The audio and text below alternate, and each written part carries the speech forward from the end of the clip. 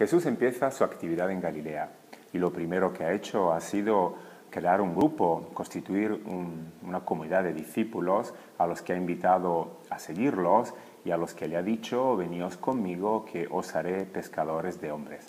Pues bien, ahora Marcos nos cuenta en el Evangelio de este domingo cómo se realiza esa actividad de Jesús de pescar hombres, es decir, sacar a las personas de situaciones de muerte, de opresión, de todo aquello que impide el crecimiento humano para llevarlas allí donde ese desarrollo esté garantizado, donde la persona esté tutelada en su libertad y en su dignidad. Y Marcos nos lo cuenta con un episodio que es poco particular, que no hay que tomar al pie de la letra, claro, sino que hay que saber interpretar según la teología del autor, del evangelista. Y dice así Marcos: y fueron a Cafarnaúm. El sábado entró en la sinagoga e inmediatamente se puso a enseñar. Estaban impresionados de su enseñanza, pues les enseñaba como quien tiene autoridad, no como los letrados. Jesús va a Cafarnaúm, una ciudad en el norte del lago de Galilea, una ciudad de frontera donde había una sinagoga, una ciudad donde Jesús va a tener su comunidad. Pues bien, lo primero que hace Jesús es dirigirse a la sinagoga, el lugar de culto, en el día del sábado, cuando la comunidad, los fieles, se reunían para poder escuchar las Escrituras, ser instruidos en lo que significaba la doctrina religiosa y también el poder observar con mayor fidelidad las normas y las observancias de esa ley.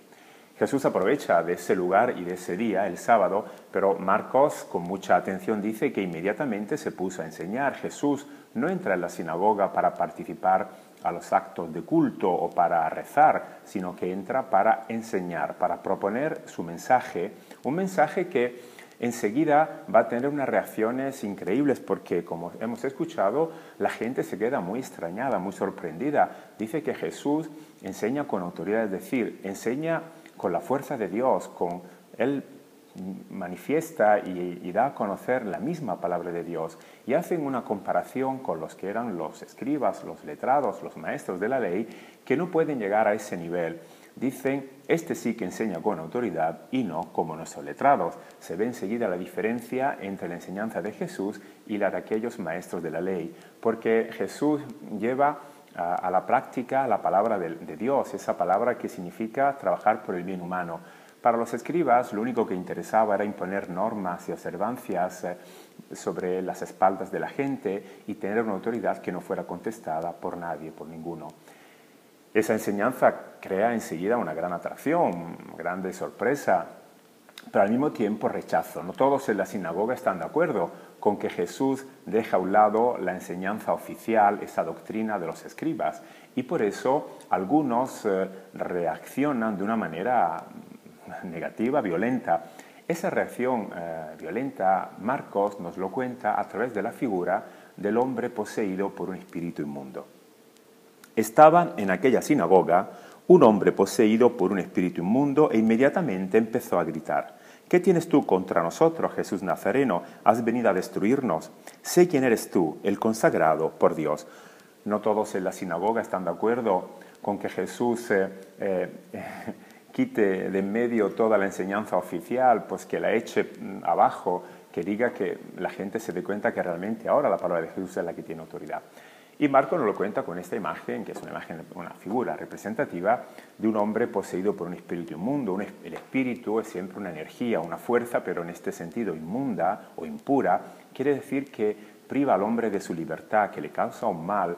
Son todas esas situaciones en la persona humana, hoy podríamos explicarlo así, lo del espíritu inmundo. Todo lo que hace que una persona quede alienada, sea víctima de una doctrina, de una ideología, de una tradición, pues que incluso le hace ser violenta, que responde con violencia a todos aquellos que intenten atentar contra su doctrina. Por eso este hombre, que representa un grupo, porque habla al plural, ¿qué tienes tú contra nosotros, Jesús Nazareno? ¿Has venido a destruirnos?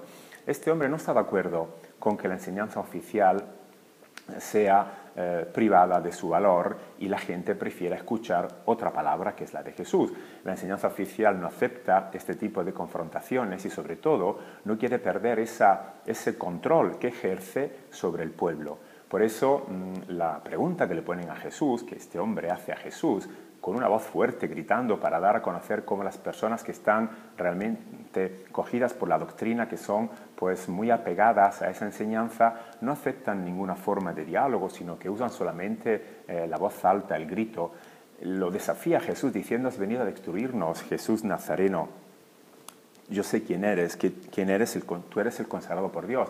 Es un reproche y un desafío a Jesús porque lo conoce como Jesús Nazareno, uno que viene de las montañas de Galilea, aquel foco, aquel lugar donde pues, se escondían rebeldes, donde se intentaba pues, acabar con la dominación romana usando la fuerza. Y lo llama el consagrado de Dios, es decir, el Mesías que tiene que ver con la fuerza para eliminar, aniquilar a los enemigos del pueblo de Israel y demostrar que Israel era el pueblo superior a todos los que había en la tierra. Jesús no está haciendo nada de todo eso, ni está hablando de esa manera de un Dios que aniquila, que elimina, que se venga, sino todo lo contrario. Por eso ven en la enseñanza de Jesús un peligro. Si realmente la gente sigue a Jesús, pues ya se van a perder esos valores de superioridad, de fuerza, de violencia, de venganza, que los mismos escribas, estos doctores de la ley, pues alimentaban en el pueblo. Jesús no se deja ni asustar ni condicionar por esos gritos, por ese reproche que le hacen los que en la sinagoga no están de acuerdo con su enseñanza. Su palabra tiene una autoridad mayor. Por eso le dice Jesús le conminó y también con autoridad le dice: cállate la boca y sal de él. El espíritu inmundo, retorciéndolo y dando un alarido, salió de él. Se quedaron todos ellos tan desconcertados que se preguntaban unos a otros: ¿qué significa esto? Un nuevo modo de enseñar con autoridad, incluso da órdenes a los espíritus inmundos y le obedecen. Jesús no se deja apabullar por este desafío, esta crítica, este reproche que le hacen los que en la sinagoga no aceptan la novedad de su mensaje, sino que con una autoridad fuerte le dice: cállate, hace callar a esa persona, a esa situación de alienación que la caracteriza, y también obliga a la persona a liberarse en este sentido de esa misma fuerza. Por eso el espíritu sale de él, pero de una manera incluso también fuerte. Dice, retorciéndolo y dando un alarido. ¿Qué está diciendo Marcos con esto? Que no es fácil liberarse de la doctrina del pasado, de todo aquello que han enseñado como si fuera algo inamovible, inmutable, que nadie puede contestar en ninguna de las maneras. Cuando Jesús enseña el mensaje, su palabra, y la gente se va liberando de tantas falsas doctrinas, esto cuesta trabajo porque no es fácil dejar a un lado todo lo que ha sido enseñado por estos maestros de la ley. Pero al final la liberación está garantizada, de eso se trata. Y por eso la gente en la sinagoga se queda de nuevo muy extrañada diciendo: ¿pero qué es lo que pasa? ¿Qué enseñanza nueva es esta? Que hasta los espíritus inmundos le obedecen. El mensaje de Jesús es un mensaje de liberación, es una enseñanza nueva. No se puede encasillar en los mensajes del pasado, en las doctrinas que ya han sido formuladas anteriormente, sino que tiene una novedad talmente fuerte de hacer que la persona pueda retomar vida. Eso significa entonces pescar hombres, sacar a las personas de situaciones de opresión, de doctrinas, de tradiciones, de mentalidades que impiden su crecimiento y su desarrollo humano, para llevarlos a ambientes realmente vitales. La fama de Jesús se extiende por toda Galilea, se comprende que esta fama va a atraer a mucha más gente, pero va a crear de nuevo reacciones negativas y muy violentas por parte de aquellos que no tienen ninguna intención de renunciar a esa doctrina tradicional. Jesús libera y de eso se trata, un mensaje que tiene efectos positivos y realmente liberadores para todos aquellos que lo acogen.